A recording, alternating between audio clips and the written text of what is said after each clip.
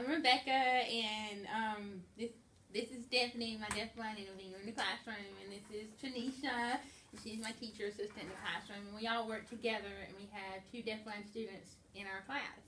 And today I'm going to discuss, and all of us are going to discuss how we work together as a team with a deafblind student, and the role of the teacher and the deafblind intervener.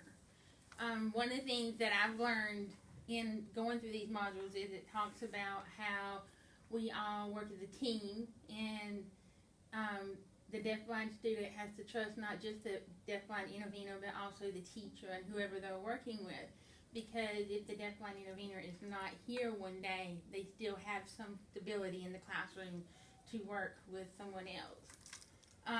One of the biggest things that this module talks about is watching the child and how he communicates.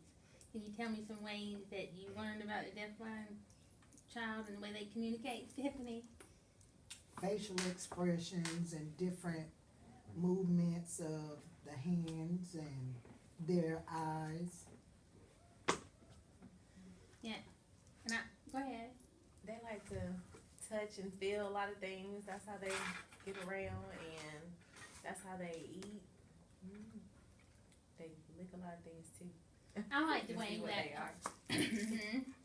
And I like the way that when one of our deafblind students has a problem and one of us don't know, we go, what's wrong, or we don't know what's going on with that student, one of us always says, well, maybe it's this or maybe it's that. We bounce ideas off of each other. Exactly. Because not one answer is right. It takes all of us to work together. Yeah. There's never a wrong answer. That's right. And changing up the activities and the time limits. You can't really, their attention span is short. The younger deafblind students, attention span is very short, especially with one student that we got. He came in and didn't even like to be touched, so we had to get him used to even us being near him to be able to work with him. I think he gained your trust first. Do you agree with that? I agree, because today he told me to sit beside him just like that. I was shocked. Yeah, he surprises us every day with new things, I think. Another thing I see that if this worked for one deafblind child, it might not work for the other deafblind child. That's true, yeah. So They each have their own personality and their own strengths. We have to be active with the deafblind students. I noticed that too. If we're not active with them, they'll just sit. Well, one of our students, well, actually both. I think both will just sit and do nothing unless you're active with them, and that's how they learn, is being active with the students. And we use a lot of hand under hand, to help them know how to do an activity. Show me the hand over hand. The hand under hand is what's preferred. Right, show me that. The hand under hand is, it says like, this is the deafblind student and I'm the teacher, and I want, let's say we have a book right here, and I want to teach my student how to open a page of a book or turn the page.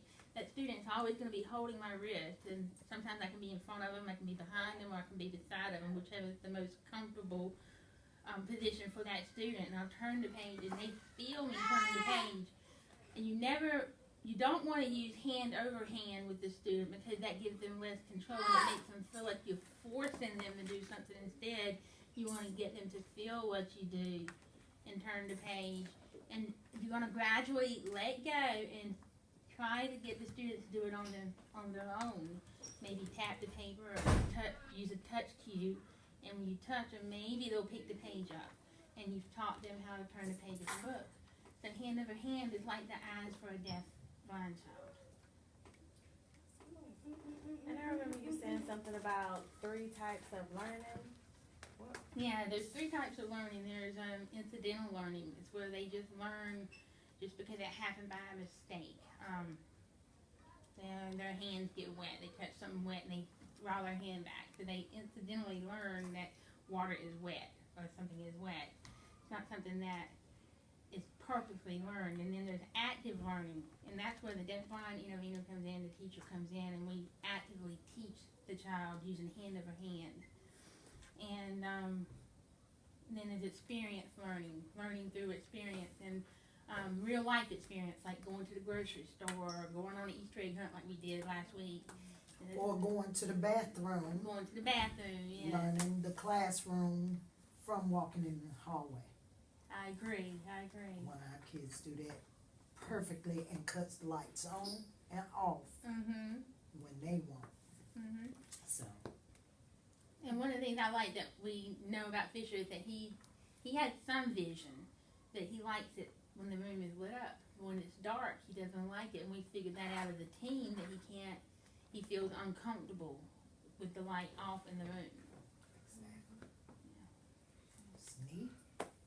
Nice conversation. It's been 4 minutes, Ashley. It's been almost